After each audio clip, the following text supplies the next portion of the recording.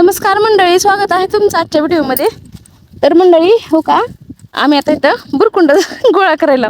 तर मंडळी मी लहानपणी का आईच्यात असताना करत होते गोळा. मुलींसोबत शाळेतून आले की असं बुरकुंड गोळा करायला जात होते.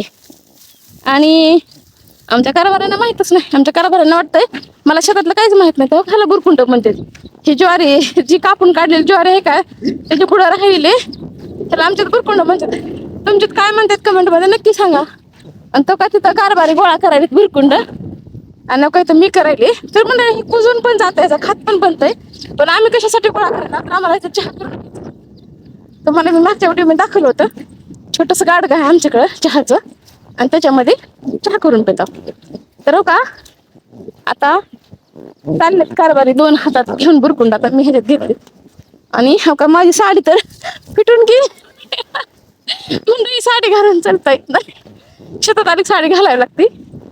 मग आता बुरकुंड, एक हातात पिशवी, एक हातात मोबाईल, आणि कसं चालायचं सांगा तुम्ही. आणि ही नांगरते आणखी वरून नांगरलेलं शेत, पाय बसून मध्ये चाललेत. तर बघा कारभारी काही बोलायचं का तुम्हाला? म्हणते तर काय बोलायचंय, तुमचं कौतुक आहे काय करू. चला मग पुन्हा भेटू पुढील व्हिडिओ मध्ये. तोपर्यंत श्री स्वामी समर्थ.